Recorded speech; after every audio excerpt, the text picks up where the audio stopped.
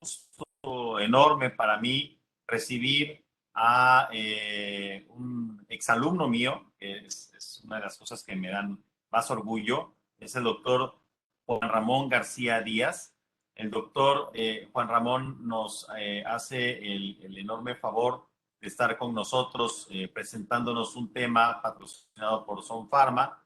El doctor es egresado de la Escuela de Medicina en la Universidad Villarrica, es posgraduado en geriatría en el Hospital General Zona número 89 del IMSS. Tuvo una estancia formativa en el Servicio de Geriatría del Hospital Universitario Ramón y Cajal en Madrid, España. Es adscrito al Servicio de Geriatría en el Hospital General de Zona número 8 del IMSS en Córdoba, Veracruz. Profesor titular de geriatría en el programa de especialización en medicina familiar en el Hospital General de Zona número 8 del IMSS y es actual vocal del Comité de Bioética del Hospital General de Zona número 8 del IMSS. El día de hoy nos complace con una plática denominada Manejo de síntomas psicológicos y conductuales en el paciente con deterioro cognitivo mayor. Muy bien, Juan Ramón, bienvenido. Te agradezco mucho tu presencia y los micrófonos son tuyos.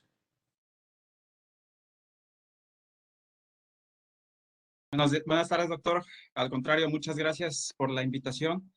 Agradezco al Colegio de Medicina Interna del Estado de Veracruz y claro, Son Pharma por la oportunidad de brindar este tema que para mí es muy importante y creo que para muchos médicos, internistas, generales y demás especialistas, porque es un tema que en lo personal veo más del 50% de la consulta.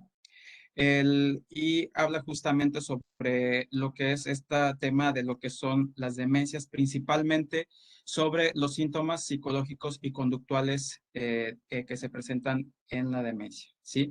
O también conocido como deterioro neurocognitivo mayor. En breve les comparto pantalla. Bien.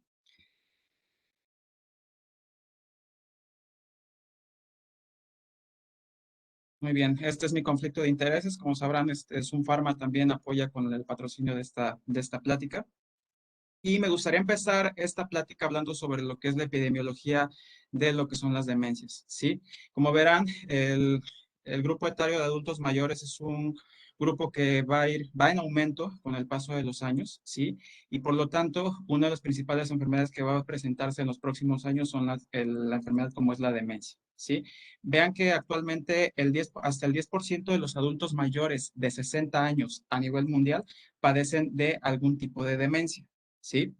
De todos los tipos de demencia que existen, la enfermedad de Alzheimer es el tipo de demencia más común, ¿sí? Abarcando hasta un 70% de los casos, ¿sí?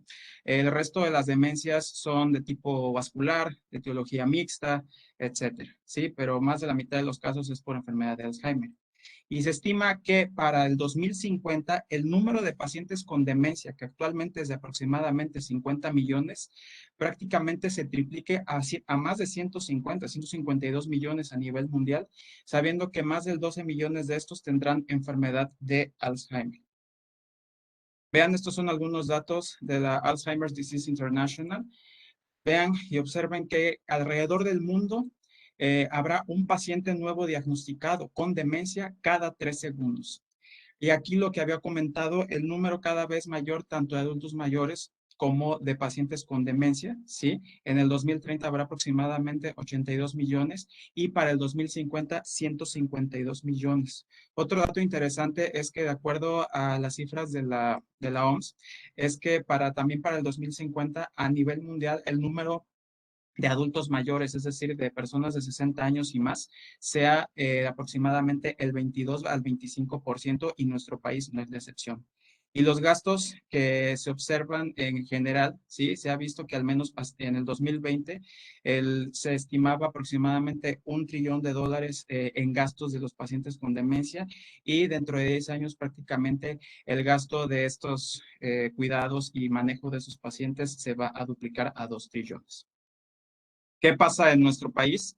Vean que, de acuerdo a la estadística actual, más de 800,000 personas en nuestro país están cursando con demencia aproximadamente En el Estudio Nacional de Salud y Envejecimiento, ¿sí? Se estima que existen aproximadamente 27.3 habitantes con demencia por cada 1000 al año. Y en la encuesta de salud, Nacional de Salud y Nutrición, la prevalencia se estima de alrededor del 7.35%, siendo mayor en áreas rurales que en urbanas, siendo de 34 y de 16 habitantes o pacientes con demencia por cada 1000, respectivamente. Y los gastos que se van a presentar en estos pacientes en general superan los $6,000 por cada uno, y esto abarca aproximadamente el 60% del presupuesto familiar. Entonces, que es un dato muy importante que ya veremos posteriormente. Quiero recordarles aquí lo que es la definición de demencia, ¿sí? La demencia se va a definir como aquel síndrome de naturaleza crónica o progresiva, el cual se va a caracterizar por el deterioro de las funciones cognitivas o funciones mentales superiores, ¿sí? Principalmente memoria, pero hay otras como lo que es el cálculo, abstracción, función ejecutiva, habilidad visoespacial, lenguaje, etcétera. Y este deterioro va a ser muy franco con respecto al nivel previo o al funcionamiento previo. Y esto lo subrayo de que no es asociado a la edad. De ahí hago mucho énfasis de que esto de la demencia senil no existe, ¿sí? Es un término mal utilizado y totalmente despectivo, ya que el ser adulto mayor, el ser anciano, no es causa de demencia. Es factor de riesgo, sí, pero no es la causa ¿de acuerdo? Entonces, si bien no es asociado a la edad, este deterioro de las funciones cognitivas va a ser lo suficientemente grave como para repercutir en la calidad de vida y en la independencia de este paciente, ¿sí? Y lo que va de la mano con estos pacientes son justamente los síntomas psicológicos y conductuales de la demencia, que también se conocen como síntomas neuropsiquiátricos, ¿sí? Estos se definen como aquellas alteraciones que se presentan principalmente en estos campos: percepción, contenido del pensamiento, humor y comportamiento, ¿sí? Y se van a dividir en psicológicos y conductuales por la forma en la que se presentan estos, ¿sí? Los síntomas psicológicos, desde el punto de vista mental, son más complejos y elaborados, y se van a obtener generalmente a través de la entrevista con el paciente y de sus cuidadores, ¿sí? Es decir, por ejemplo, hay síntomas como la depresión y la ansiedad que se pueden manifestar de múltiples formas, que ya veremos más adelante. Y tenemos también lo que son los síntomas conductuales, que desde el punto de vista mental son síntomas un poco más básicos y que se obtienen incluso únicamente observando al paciente, ¿sí? Como por ejemplo, sabemos cuando un paciente se pone agresivo físico o verbalmente, o cuando tiene estas desinhibiciones, estos comportamientos no concordantes socialmente hablando, ¿sí? Como quitarse la ropa, etcétera, pues eso se observa prácticamente a simple vista. ¿Por qué pongo esta imagen? Digo, no es nada más porque disfrute de una buena película de superhéroes, sino porque si recuerdan la película de Logan en el 2017, en esta primera escena donde se presentan Wolverine, Logan con el profesor X, si lo analizamos, representa justamente lo que actualmente viven muchos pacientes con demencia y sus cuidadores, ¿sí? Por un lado tenemos al profesor X, a Charles Javier, una persona ya de 90 años, con datos muy francos de demencia, ¿sí? Muy probablemente etiología neurodegenerativa, y que ya es prácticamente dependiente, funcionalmente hablando, para bañarse, vestirse, etcétera, etcétera. Y por el otro lado, vemos a Logan, una persona también ya envejecida, que asume el papel de cuidador de aquel que alguna vez fue su maestro, y que también, si lo observamos bien, él tiene ciertas conductas como son tendencia al etilismo, abuso de sustancias, ¿sí? Y vemos a un paciente, incluso una persona con datos de lo que conocemos como colapso de cuidador, ¿sí? Y en esta primera escena, justamente donde se ven por primera vez al inicio de la película, vemos cómo el profesor lo ve y le dice: ¿tú quién eres? Y te dice: ya le recuerdo, tú eres la persona que me duerme, ¿sí? Entonces, realmente lo que hace este personaje de Logan es sedar al paciente, al profesor X, con tal de que no tenga estos síntomas que incluso presenta en esta escena. Se encuentra dando vueltas en su silla de ruedas sin rumbo fijo, lo que le llamamos comportamiento motor aberrante, está con alteraciones del pensamiento, habla incongruente, tendencia a la agresividad, etcétera, ¿sí? Vale la pena analizarlo y que para que no lo recuerden, véanlo nuevamente porque realmente es algo que muchas veces se presenta o la mayoría de las veces se presenta en nuestros pacientes y cuidadores. ¿Cuál es la importancia de los síntomas neuropsiquiátricos? ¿Sí? Vean que prácticamente casi todos los pacientes con demencia presentan uno o más síntomas neuropsiquiátricos o síntomas psicológicos y conductuales, hasta un 97%. Estos suelen ser intermitentes y van a variar de severidad. Hay algunos que son soportables para el familiar y algunos son totalmente severos que producen distrés tanto en el paciente como en el cuidador. Y estos síntomas están relacionados directamente con varias situaciones adversas, como lo que es progresión de la enfermedad, hospitalización, tendencia a la institucionalización en asilos, estancias de día, etcétera. Obviamente también, ¿sí? En el gasto confieren prácticamente una tercera parte de los costos monetarios en los cuidados del paciente con demencia y estos síntomas le confieren una mayor carga al cuidador primario, ¿sí? Por lo que es importante abordarlos y manejarlos. Como podrán ver, hay muchos factores que influyen en la génesis de estos síntomas psicológicos y conductuales, ¿sí? Desde factores genéticos, reserva cognitiva, funcional del paciente, la presencia de comorbilidades, ¿sí? Comportamiento del paciente, algunos circuitos involucrados como son zonas específicas del cerebro y también los neurotransmisores que se van a presentar en los pacientes con demencia, ¿sí? ¿Cuáles son estos neurotransmisores? Los vamos a mencionar rápidamente. Aquellas alteraciones en la dopamina que, como sabemos, a través de sus receptores de D1 a D5, tienen una función que influye mucho en lo que es la memoria y el rendimiento cognitivo, ¿sí? Incluso sabemos que a nivel de su déficit en ganglios basales está relacionado con problemas de parkinsonismo. Tenemos lo que es la serotonina, ¿sí? Que también influye mucho en el papel del aspecto del humor, ¿sí? Principalmente ansiedad y depresión, ¿sí? Tenemos también a la acetilcolina, que como sabemos principalmente en la enfermedad de Alzheimer, el déficit colinérgico influye mucho en la génesis de la enfermedad, principalmente en las alteraciones de la memoria, tanto de trabajo, memoria semántica, etcétera. La noradrenalina, cuya función excitatoria también se ve afectada, ¿sí? Y su déficit también produce alteraciones a nivel del comportamiento del paciente, ¿sí? Otros como la histamina, que incluso tiene una función excitatoria y veremos posteriormente cómo aquellos medicamentos con función antihistamínica tienen un efecto sedante en estos pacientes. Y otros neurotransmisores como son el GABA, ¿sí? Que tienen una función también sedante en estos pacientes, ¿sí?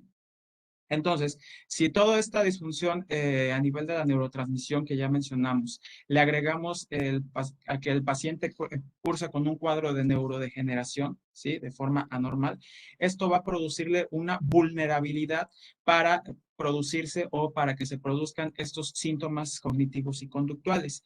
Y va a tener que ver mucho factores relacionados principalmente en tres situaciones, con el paciente, con el cuidador y los factores ambientales que veremos de forma individual. Es importante manejarlos así porque va a ayudar a entender cómo manejarlos y cómo tratar en cada uno de estos aspectos. Empezando con aquellos factores relacionados con el paciente, pues como verán son varios. Factores neurobiológicos como son las alteraciones en la neurotransmisión, que ya comentamos, alteraciones en el ritmo circadiano, que también se traduce en alteraciones en la dinámica del sueño. El paciente cursa con condiciones médicas como son dolor, infecciones, retención urinaria, estreñimiento, ¿sí? Incluso el uso de medicamentos que pueden llegar a empeorar estos síntomas. Algo muy importante y que muchas veces no se toma en cuenta es esto de las necesidades no atendidas. Lamentablemente, en el paciente con demencia, él empieza a perder la capacidad para poder expresar sus emociones, sus necesidades principalmente. A veces no puede decir directamente, tengo hambre, tengo sed, quiero ir al baño, tengo dolor, sino que lo puede manifestar como poniéndose agitado, incluso hablando incoherentemente, etcétera. Entonces, esta falta de expresión es importante ayudarlo a entender al cuidador. Y la personalidad previa del paciente e incluso la presencia de enfermedad psiquiátrica hace a que este paciente, si en un futuro desarrolle demencia, sea más proclive a tener ciertos síntomas muy característicos o muy marcados. Por ejemplo, pacientes que antes eran muy desconfiados, muy perfeccionistas, si llegan a desarrollar demencia, pueden llegar a ser pacientes que tengan tendencia a delirios de robo, de persecución, etcétera, ¿sí? Y ni se diga de aquellos pacientes que cursen ya con depresión y ansiedad. Aquellos factores relacionados con el cuidador, hago mucho hincapié en el cuidador porque realmente este personaje, el cuidador, es un paciente más y que también hay que tenerlo en mente, ¿sí? Ya que estos pacientes cursan generalmente con mayor tendencia a estrés y a depresión, ¿sí?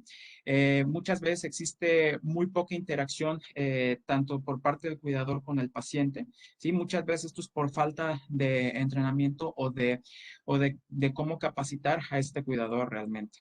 Las formas de comunicación negativas, lamentablemente muchos cuidadores, justamente por esta situación de mayor tendencia al estrés, le gritan al paciente, le hablan muy fuerte, le hablan de forma muy compleja, se desesperan y esto produce un círculo vicioso entre el paciente y el cuidador, ¿sí? Por ejemplo, la discrepancia entre lo que es las expectativas y el estadio de la demencia, ¿sí? Lamentablemente, muchos pacientes creen o suponen, o más bien el cuidador supone que el paciente con demencia va a curarse, va a recuperarse y sabemos perfectamente que esto es una enfermedad progresiva, ¿sí? Que va a progresar con el tiempo hasta que el paciente fallezca en el paso incluso de meses o años. Y mucho también tiene que ver el estatus cultural, tanto por la manera de percibir la enfermedad, tanto del cuidador y del paciente, y la manera en la que nosotros se lo comuniquemos. Y aquellos factores relacionados con el medio ambiente, ¿sí? Tenemos principalmente lo que son los cambios en la rutina, ¿sí? Por ejemplo, aquellos pacientes con demencia que se les cambia la rutina de forma muy repentina pueden desencadenar estos síntomas, ¿sí? Se pueden poner agitados, se pueden poner malhumorados, etcétera. El exceso o el déficit de estimulación sensorial principalmente, ¿sí? Por ejemplo, que el paciente esté en un cuarto que esté en colores muy tristes, blancos, o al revés, que tenga colores muy chillones o cortinas que sean color amarillo, cosas así, o incluso el exceso de luz en el domicilio puede exacerbar esta situación. Los cambios físicos y sociales por los que pasa el adulto mayor, principalmente el paciente con demencia, e incluso demandas que ejerzan que excedan, perdón, su capacidad funcional, ¿sí? Por ejemplo, si el paciente quiere ir al baño y no tiene, por ejemplo, dónde hacer, o si no tiene cerca el baño o algún dispositivo, realmente aquí no podemos ver absolutamente nada. ¿Cuáles son los síntomas psicológicos y conductuales de la demencia? Si buscan ustedes en la literatura, realmente existen muchas clasificaciones, ¿sí? Realmente existen muchos y aquí lo que realmente pasa es que hay, los van a clasificar de varias formas y en este artículo los clasifica de esta forma. Y aquí podemos observar lo que son alteraciones emocionales, delirios del contenido del pensamiento, alteraciones en la percepción, alteraciones en la función motora y en el ritmo circadiano, ¿sí? ¿Cuáles son estas? Las voy a mencionar a grosso modo y posteriormente las veremos de las más importantes, ¿sí? Las que me interesa que sepan y que muchas veces son difíciles de identificar en estos pacientes, ¿sí? Alteraciones emocionales como cuáles, depresión, ansiedad, apatía, euforia, ¿sí? La presencia de irritabilidad, alteraciones en el contenido de pensamiento, ¿sí? Como la identificación errónea, ¿sí? Sentimientos de culpa o de inferioridad, alteraciones en la percepción como ilusiones y alucinaciones, en la función motora como hiperactividad motora, agitación, agresión, alteraciones en el ritmo circadiano, o es decir, alteraciones en el sueño que pueden desde el insomnio, la hipersomnia, la fragmentación del sueño o estos fenómenos del sundowning o de puesta del sol. Esa es una gráfica que revela la prevalencia de todos estos síntomas neuropsiquiátricos en el paciente con demencia. Y vean que llama la atención que muchos artículos mencionan que el principal síntoma neuropsiquiátrico que se presenta en el paciente con demencia es la apatía. ¿sí? Cuando muchas veces no se aborda o no se identifica quizás, sino que el paciente muchas veces se presenta con esas alteraciones en la memoria, la agitación, la agresividad, las alteraciones en el sueño, que también son comunes, pero vean que también situaciones como lo que es la apatía, la depresión, la agresión y la ansiedad son muy comunes. Hay algunos que por estadística son menos comunes, como la desinhibición, las alucinaciones visuales, auditivas y la euforia o este ánimo exaltado suelen ser menos comunes, pero también prevalentes en estos pacientes.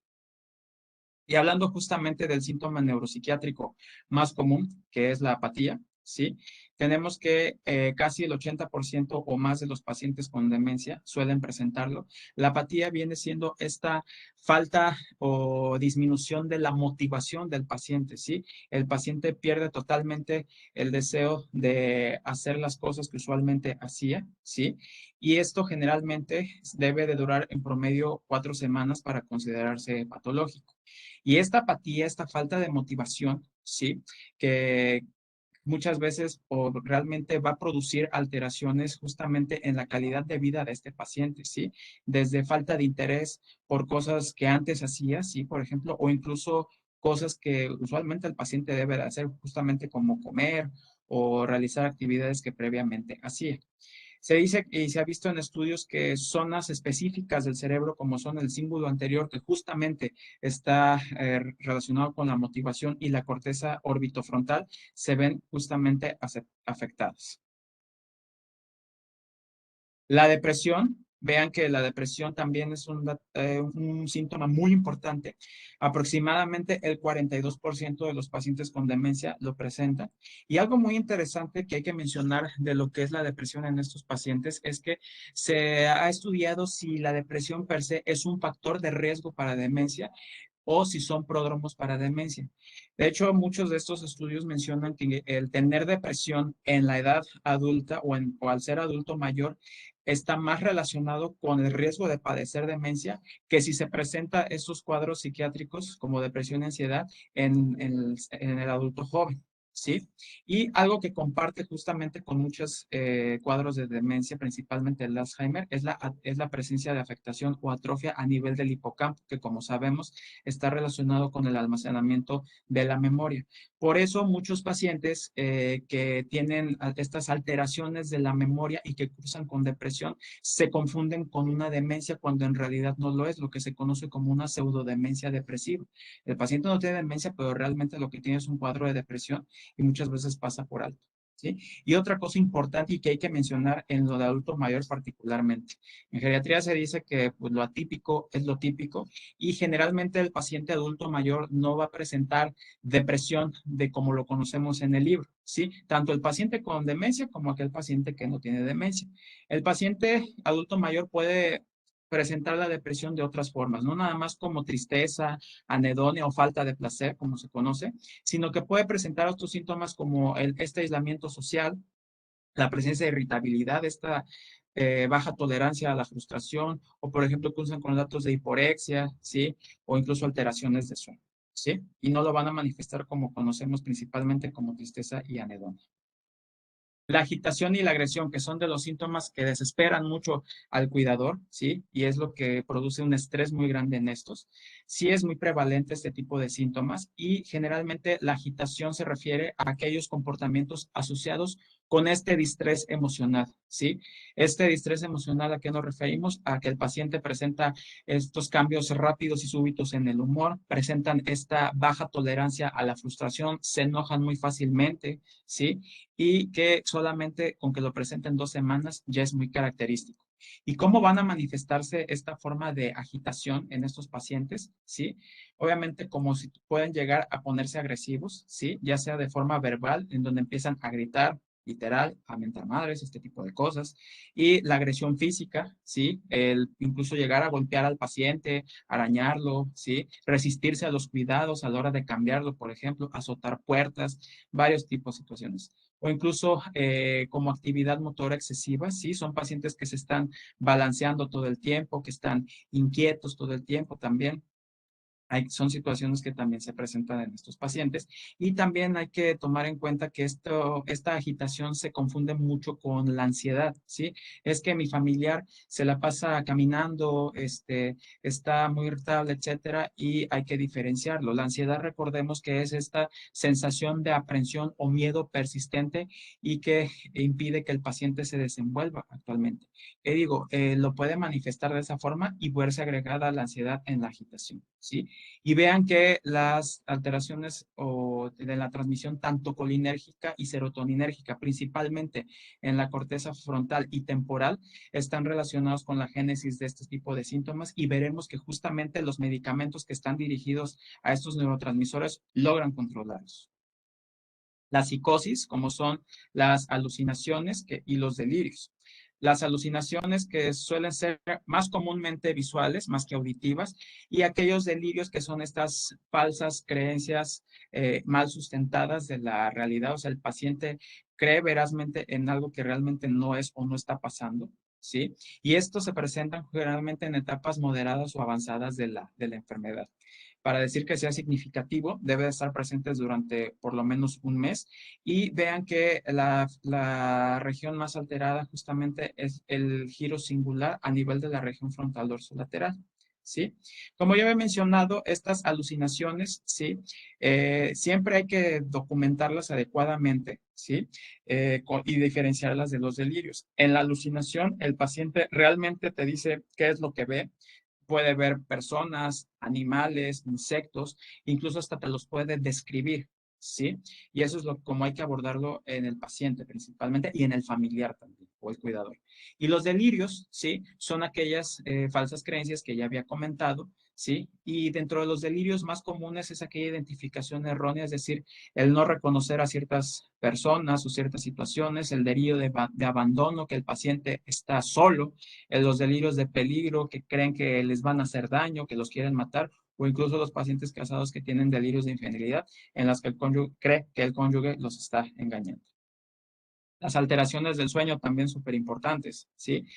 Hasta el 39% de los pacientes la presentan, ¿sí? Y se pueden manifestar de varias formas, como despertares continuos, despertares tempranos, la presencia de somnolencia diurna o incluso las siestas muy prolongadas de más de una hora, la cual no debe de ser así.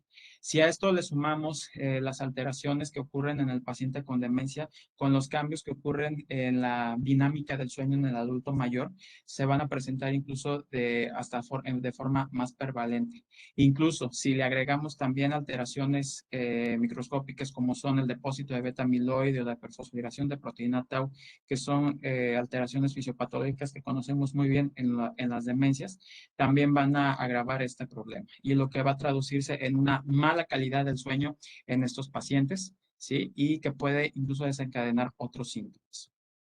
Hay otros comportamientos, como los comportamientos sexuales inapropiados, pacientes que se están quitando la ropa, o enseñando los genitales, cosas así, en lugares socialmente no adecuados, ¿sí? Obviamente esto lo hacen, por ejemplo, en la sala o incluso en la calle, y eso también desespera a los familiares. Comportamientos errantes que ya había comentado, pacientes que, por ejemplo, tienen este comportamiento motor errante o aberrante, están moviéndose, balanceándose sin un rumbo fijo. La euforia, que es este estado de ánimo exaltado, que es el menos común, y también hay alteraciones del apetito como son la hiperfagia o la hiporexia, ¿sí? La falta de apetito. Existe una mayor prevalencia en algunos tipos de demencia en cuanto a los síntomas neuropsiquiátricos. Vemos que en la demencia vascular muchos pacientes tienen como síntoma predominante la presencia de depresión en sus distintas formas de presentación que ya había comentado. La demencia por cuerpos de Levy, que es un tipo de demencia muy característica, se caracteriza principalmente por alucinaciones visuales que ponen muy ansioso al paciente, además de otras situaciones como fluctuaciones en el estado de ánimo, ¿sí? Parkinsonismo, alteraciones del sueño REM o incluso una respuesta exagerada o anormal a los neurolépticos. Y demencias de tipo frontotemporal, que es también una demencia neurodegenerativa que se presenta a etapas tempranas en el adulto mayor, alrededor de los 60 años. Son pacientes que suelen presentar principalmente apatía y cuadros de desinhibición, ¿sí? Compras compulsivas, comentarios incoherentes, ludopatía, etc. Hay causas médicas que pueden presentarse en estos pacientes, ¿sí? O que pueden exacerbar estos síntomas y muchas veces se van a manifestar como cuadros de delirio. ¿sí? Estos cuadros de delirium hay que estar muy atentos, ¿sí? Recordando que este delirium o síndrome confusional agudo son aquel cambio agudo y fluctuante y que va a afectar principalmente el estado de alerta, la atención y el contenido del pensamiento de estos pacientes. Un cambio brusco y agudo en estos pacientes hay que descartar varias situaciones, principalmente infecciones, por ejemplo, situaciones también como que son a veces pasan por alto, como lo que son estreñimiento, retención urinaria, deshidratación, ¿sí? O por ejemplo, desaferentación sensorial de tipo visual o auditiva, también son situaciones que hay que descartar en estos pacientes, ¿sí? Otras como por ejemplo hipoxia, alteraciones electrolíticas, etcétera. Entonces, ¿cómo vamos a abordar los síntomas neuropsiquiátricos? ¿Sí? Si ven, encontrarán en los artículos, en la evidencia, que nos recomiendan mucho este abordaje con la mnemotecnia de DICE o DICE, ¿sí? Que habla sobre lo que es describir, investigar, crear y evaluar. La D de describir, nos referimos a interrogar de forma individualizada los síntomas psicológicos y conductuales y los comportamientos en estos pacientes, ¿sí?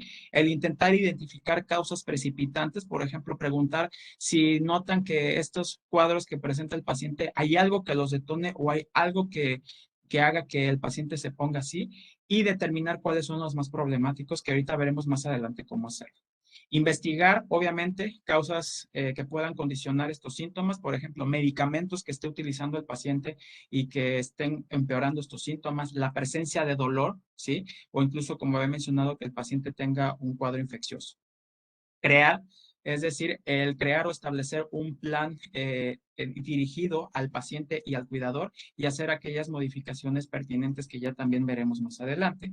Y la de evaluar posteriormente si las estrategias que se implementaron fueron efectivas, fueron adecuadas, ayudó a disminuir la frecuencia y la prevalencia de estos comportamientos, de ver qué dudas tiene el paciente respecto a ello. Y aquí es donde decidimos incluso el valorar utilizar medicamentos. Este es un formato de un inventario, un cuestionario que es el inventario neuropsiquiátrico de Cummings, ¿sí? Que es de 12 ítems. Y si se fijan bien, aquí describe 12 de los síntomas neuropsiquiátricos del paciente con demencia, ¿sí?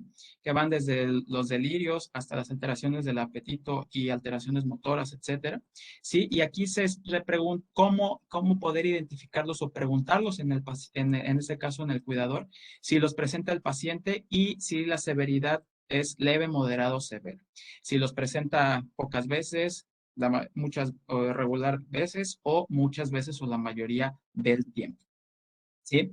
Hay otros formatos en donde podemos calificar, como había mencionado, la severidad, que se califica del 1 al 3, leve, moderado y severo respectivamente, y la frecuencia también se califica del 1 al 4, ¿sí? 1 es que casi no lo presenta, 2 es menos la mitad de la semana, 3 más o menos la mitad de la semana y 4 casi todos los días, ¿sí?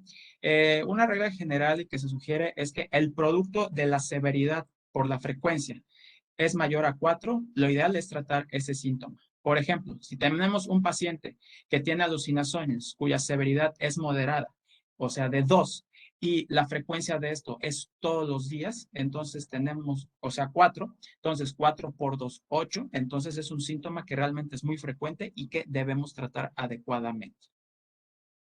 Esta es la escala de Cornell, que es una escala utilizada en geriatría para valorar depresión en demencia, ¿sí?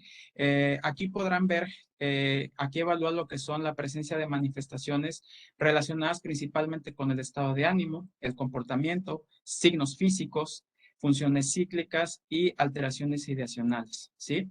Y aquí se evalúa principalmente si el paciente presenta alguno de estos síntomas y si el cuadro es muy leve para el familiar o si es muy incapacitante, ¿de acuerdo? Y se da 1 o 2 puntos respectivamente, ¿sale? Se dice que 12 o más puntos sugiere depresión menor o mayor, pero si tenemos 25 o más puntos, ya hablamos de un cuadro de depresión mayor, con una sensibilidad y especificidad con estos puntajes altos prácticamente arriba del 90%. Y esta es la escala que utilizamos dirigida al cuidador, que es la escala de Sarit, justamente para identificar este fenómeno del colapso del cuidador, ¿sí? Son 22 preguntas que se le realizan al cuidador y aquí se evalúa qué tan seguido presenta cada una de las situaciones que se le preguntan, ¿sí? Y se le va a dar una puntuación del 0 al 4, 0 si no lo presenta, 1 si lo presenta rara vez, 2 si lo presenta algunas veces, 3 si lo presenta bastante veces y 4 si casi siempre lo presenta. Y nos da una puntuación máxima de 88 puntos y siendo ausencia de sobrecarga de una puntuación de menos de 46, entre 47 y 55 habla de una sobrecarga leve y más de 56 habla de una sobrecarga intensa, ¿sí? Ahora, justamente pasando al tratamiento, ¿sí? Empezamos con lo que es el tratamiento no farmacológico, perdón, que es el pilar de tratamiento de muchos cuadros en geriatría y más que nada en el paciente con demencia. Como mencioné, el tratamiento no farmacológico siempre debe de mantenerse, es la primera línea del tratamiento y debe de ser un tratamiento centrado en el paciente. Un mismo tratamiento no va a ser igual para todos los pacientes, ¿sí? Aunque tengan el mismo tipo de demencia, ¿sí? Se debe de hacer de forma individualizada. ¿Por qué? Porque hay que tomar en cuenta varias situaciones del paciente. ¿Qué capacidades cognitivas presenta aún? ¿Sí? ¿O qué emociones todavía presenta este paciente? Si todavía logra comunicarse, ¿qué tan independiente es? Por ejemplo, hay pacientes con demencia que todavía pueden hacer algunas actividades, incluso instrumentadas y básicas. La experiencia de vida previa, gustos, necesidades, personalidad del paciente y obviamente la presencia de redes de apoyo, que eso también es importante. Siempre mantener a nuestro paciente orientado en la realidad, ¿sí? Siempre eso se los digo a los cuidadores o a los familiares de mis pacientes, que siempre estarle diciendo al paciente dónde está, qué día es hoy, en qué ciudad se encuentran, ¿sí? Y cuando están en casa y los pacientes caminan, pues y ayudarles a ellos con letreros, señales de cuál es el baño, dónde está la cocina, o incluso con dibujos para que ellos lo asocien y mantener una comunicación efectiva con el paciente. Y en esto hay que educar al cuidador. Es decir, decirle cómo hablarle al paciente, que debe de ser hablarle alto, no gritarle, usar palabras sencillas que el paciente entienda. Si hay que repetírselo más de una vez, hacerlo, no contradecirlo, porque eso también puede producir alteraciones en el paciente. ¿Y qué intervenciones pueden ayudarnos? Hay terapias orientadas en varias partes del paciente, como por ejemplo terapias orientadas en las emociones, como lo que es la terapia de reminiscencia muy recomendada, que es el hecho de enseñarle al paciente imágenes, fotos de su pasado, de viajes que haya hecho y que recuerde justamente qué hizo en esos viajes. Sí, eso es una forma de estimulación cognitiva. Otras terapias como de presencia simulada, como por ejemplo actualmente con las actuales tecnologías, el utilizar, por ejemplo, videos de familiares o de lugares que ellos reconozcan para prácticamente entrenar ese cerebro. Terapias de estimulación sensorial, aromaterapia, musicoterapia, actualmente con dispositivos como los de Alexa que ya conocemos mucho, terapias incluso multisensoriales, terapias de luz, principalmente en pacientes que tienen alteraciones del sueño. Psicoterapia también es importante y muy útil tanto para el paciente con una demencia de leve a moderada e incluso que también ayuda al cuidador, ¿sí? Las intervenciones dirigidas a los cuidadores también importantes y la más ideal e importante de todas es el de educar al cuidador, ¿sí? Obviamente, en primera, enseñarle a identificar estos síntomas, ¿sí? Hay métodos como el ABC, como es de antecedente, behavior o comportamiento y consecuencia. Es decir, qué pasó antes, qué comportamiento tiene el paciente y qué presentó después, ¿sí? Y llevar un diario justamente de cómo se comporta este paciente para lograr identificar estos cuadros que pudieran empeorar estos síntomas, ¿sí?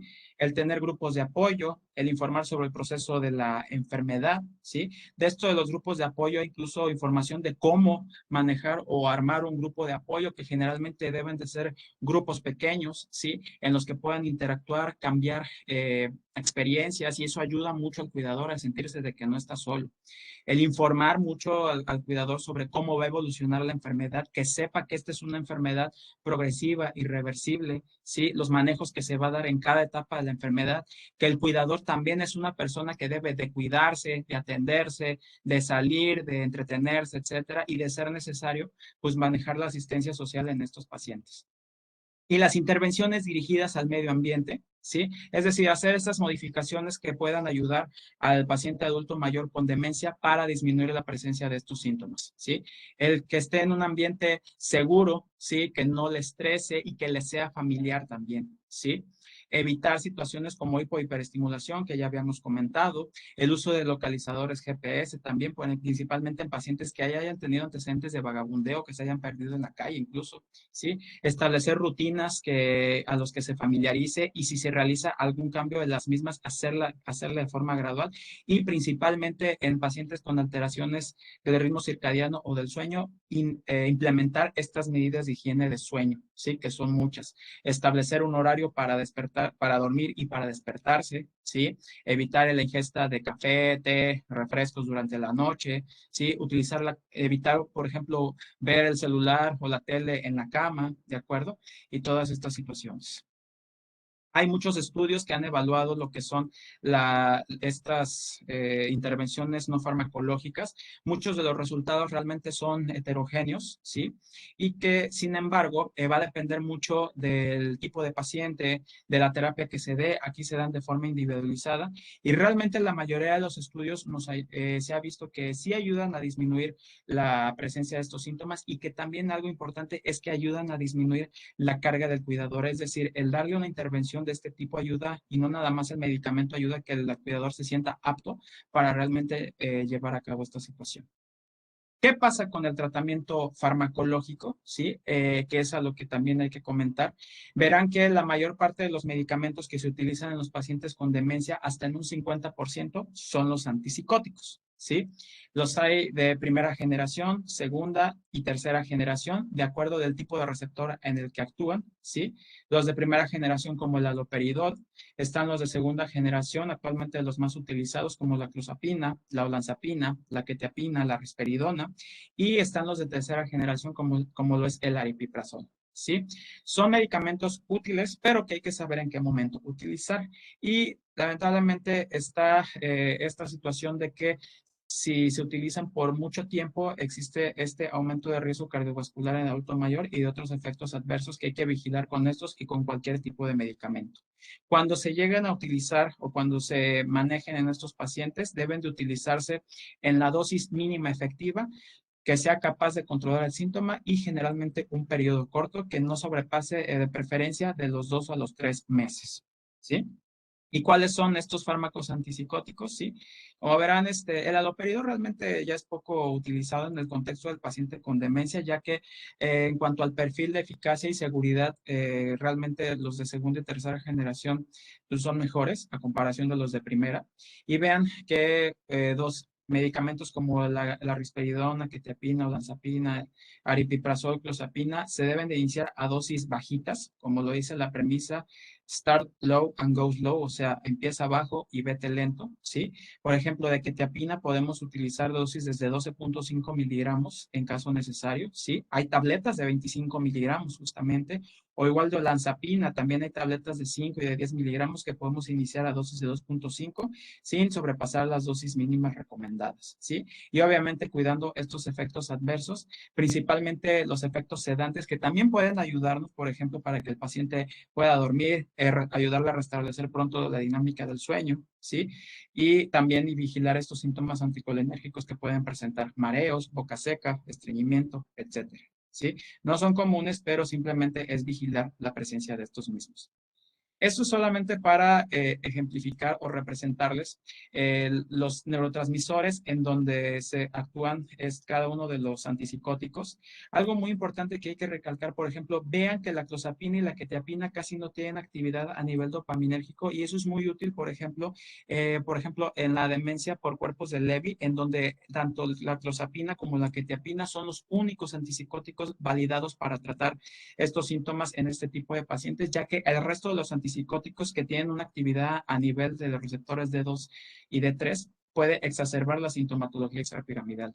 Y vean también, por ejemplo, el efecto antihistamínico que tienen la mayoría de estos y que ayudan a, por ejemplo, a pacientes con agitación y agresividad a disminuir también este tipo de síntomas. Algo importante que hay que recalcar es cuando cambiemos de antipsicótico, ¿sí? ¿Qué hay que valorar principalmente? Primero, evaluar si el antipsicótico fue útil o si existen efectos secundarios al uso del antipsicótico, ¿sí? Que son las principales causas por las que se cambia el antipsicótico. ¿Y esto para qué? Para evitar que al retirarlo presenten efectos de rebote, ¿sí? Lo ideal es no quitar el antipsicótico de golpe. Cuando cambiemos de antipsicótico, lo ideal es disminuir paulatinamente la dosis y posterior del antipsicótico previo y posteriormente introducir el nuevo antipsicótico. Estos son algunos ejemplos de cómo quitar el antipsicótico, ¿sí? De las formas más recomendadas es el de ir disminuyendo la dosis del antipsicótico e ir introduciendo de forma paulatina el nuevo antipsicótico, ¿sí? De tal manera de que cuando ya tengamos el nuevo antipsicótico a dosis plena, el otro medicamento ya no lo ya prácticamente se quite y aquí evitamos justamente estos efectos de rebote. Los fármacos antidemenciales, ¿sí? ¿En qué nos ayudan? Digo, todo paciente con demencia moderada, severa, debe de tener su medicamento antidemencial. Los antidemenciales nos ayudan a tratar muchos de los síntomas en donde la alteración o la disfunción colinérgica está presente. Los inhibidores de la acetilcolinesterasa, que ya conocemos como el donepezilo, la ribastigmina, la galantamina, son medicamentos muy útiles, seguros y que podemos utilizar a largo plazo en estos pacientes. ¿Sí? Obviamente vigilando lo que es la presencia de efectos adversos que son poco comunes, menos del 10%, ¿sí? Y que generalmente son gastrointestinales y muy rara vez situaciones como cardíacas, como lo que es la bradicardia. ¿Sí? La memantina, que también nos ayuda a lo que es síntoma, como es un inhibidor del N-metil de aspartato, que es un neurotransmisor excitatorio, la memantina nos va a ayudar principalmente a síntomas psicológicos como lo que es la agitación, la agresividad, y esto va a permitir que junto con los inhibidores de la acetilcolinesterasa, estos síntomas se mantengan controlados e incluso sin la necesidad de utilizar antipsicóticos. ¿Sí? Recordar también que estos medicamentos en pacientes con una tasa de filtrado glomerular de menos de 30, ¿sí? O hasta 30, deben de utilizarse a la mitad de la dosis. Esta es una tabla justamente para ejemplificarles en qué momento se pueden utilizar los antidemenciales, ¿sí? Generalmente los inhibidores de la acetilcolinesterasa se utilizan en estadios leves moderados y en estadios moderados a severos ya podemos utilizar lo que es la memantina, sola o combinada. Sola, por ejemplo, cuando el paciente tenga alguna contraindicación o alguna reacción adversa al inhibidor de la acetilcolinesterasa y recordar siempre que en estadios ya finales de la enfermedad, cuando el paciente ya prácticamente es totalmente dependiente, ya no comunica, ya no come, los antidemenciales y muchos medicamentos realmente ya no nos sirven. Los antidepresivos, pues como sabrán, son medicamentos muy eficaces, seguros y que, como su nombre lo dice, nos van a ayudar a tratar los síntomas depresivos que puedan presentar estos pacientes, ¿sí? De los más utilizados por su efectividad y de seguridad están los inhibidores selectivos de la recaptura de serotonina, que son los tratamientos de primera elección para el tratamiento de depresión en adultos mayores con y sin demencia, ¿sí? Y aquí podemos observar, por ejemplo, el citalopram, su forma de ojera que es el escitalopram y la sertralina, ¿sí? Obviamente igual se inician a dosis bajas para evitar la presencia de efectos adversos que también son poco comunes, ¿sí? Y hay que evaluar posteriormente el efecto del mismo medicamento y también la presencia de efectos adversos que podrían producir, como por ejemplo alteraciones en el sodio, principalmente hiponatremia, ¿sí? Y también determinar la efectividad como habíamos comentado. ¿Sí? Si bien los antidepresivos también ayudan con los síntomas en ansiedad y depresión, también nos pueden ayudar a disminuir la agitación. La agitación justamente está determinada por la transmisión serotoninérgica y justamente estos medicamentos nos ayudan. En caso de que no nos resulte, podemos utilizar, por ejemplo, inhibidores duales como la venlafaxina, que tiene muy buen perfil de seguridad. Sin embargo, hay que utilizar dosis bajas también y vigilar principalmente descontrol tensional o hipertensión en aquellos pacientes, principalmente con hipertensión arterial. Y otro inhibidor dual muy utilizado, muy seguro y eficaz en el paciente es la mirtazapina, ¿sí? Que a dosis iniciales de 7.5 a 15 miligramos por la noche nos va a ayudar en varias cosas. Nos va a ayudar con el cuadro de depresión y ansiedad en el paciente. Por su efecto sedante a nivel de los receptores antihistamínicos nos puede ayudar a que concilie el sueño y así nos ahorramos la benzodiazepina. Y otro efecto que tiene es en el aumento del apetito, que ayuda mucho en aquellos pacientes con hipoxia deficiencia o que están comiendo poco, en donde estos estimulantes del apetito realmente no tienen ninguna utilidad.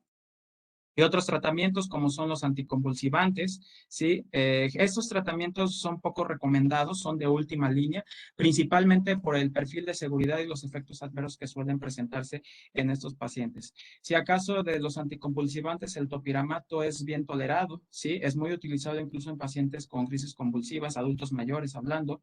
Las benzodiazepinas, que bueno, muchos estamos peleados con las benzodiazepinas, pero no quiere decir que no se puedan usar. Las benzodiazepinas, ¿en qué situaciones podríamos usarla? Crisis de ansiedad, alteraciones del sueño REM, ¿sí? O incluso pacientes con dependencia de benzodiazepinas utilizan las mismas benzodiazepinas para utilizarla igual a dosis baja y por poco tiempo. Y el metilfenidato, pues hasta cierto punto podría ser de utilidad para síntomas como la apatía, ¿sí? Existen muchos estudios también, este es uno de ellos. De hecho, es una revisión sistemática de varios estudios, en donde, como podrán ver, intervenciones tanto farmacológicas como no farmacológicas tienen algunos efectos o resultados heterogéneos, ¿sí? Y les repito, todo va a depender justamente del paciente, del cuidado que se le dé, de la evaluación que se le dé y de la valoración, obviamente, que se le dé. Hay medicamentos que, como podrán ver, tienen muy buen perfil, muy buena eficacia. Ya había mencionado lo que son justamente los antipsicóticos atípicos, como durante un tiempo corto, los antidemenciales, sí, que también son muy útiles. Y obviamente se sabrá hasta una vez haber hecho una evaluación adecuada en el paciente y determinar posteriormente la efectividad de los mismos. Ya casi para terminar, estas son prácticamente un resumen de las opciones de manejo dependiendo de cada síntoma que tratemos, ¿sí? Y cuáles son los fármacos que se pueden utilizar en cada una de las situaciones de forma individual. Por ejemplo, antidemenciales para la apatía, la agitación, la agresión, los inhibidores selectivos de la recaptura de serotonina o los inhibidores de la recaptura de serotonina y noradrenalina justamente para la depresión, ¿sí? Antipsicóticos, también vaya la redundancia para alucinaciones, delirios. Aquí también actúan los antidemenciales y las alteraciones del sueño. Aquí principalmente implementar las medidas no farmacológicas y ya de ser necesario, pues ayudarle al paciente con lo que es incluso benzodiazepinas, ¿sí? Trazodona, por ejemplo, como antipsicótico, para regular el sueño hasta que se restablezca. Y ya, ahora sí, para terminar, esta es una gráfica que les presento o una imagen de un artículo muy bonito que salió en el Nature este año de la enfermedad de Alzheimer y nos habla de justamente de los factores de riesgo que pueden ser potencialmente modificables y prevenibles en el paciente o en este caso en nosotros. Y vean que cada uno de estos factores se va a presentar en cada etapa de la vida, ¿sí? Por ejemplo, en pacientes jóvenes o niños, la educación es un factor muy importante. Sabemos que pacientes con una educación baja tienen riesgo alto de demencia, ¿sí? Como pacientes analfabetos, por ejemplo. Pacientes jóvenes, adultos jóvenes, por ejemplo, alteraciones auditivas, presencia de hipertensión y obesidad son factores que se deben de tratar también en su momento. Y ya en adultos y adultos mayores, pues situaciones como el fumar, trastornos depresivos, la inactividad física, el aislamiento social y la diabetes son causas que también son potencialmente modificables, que bueno, no llegan ni a la mitad y siendo las no modificables hasta en un 65%. Sí, son cosas que no podemos escapar, herencia, género, etcétera. Por lo tanto, lo que hagamos actualmente con nosotros, con nuestra vida, y principalmente la actividad física, la socialización, la estimulación cognitiva, la alimentación adecuada e incluso los chequeos médicos pertinentes, la prevención secundaria, nos podrá llevar en un futuro a un envejecimiento totalmente saludable. Bueno, muchísimas gracias por su atención. Espero que la plática les haya servido.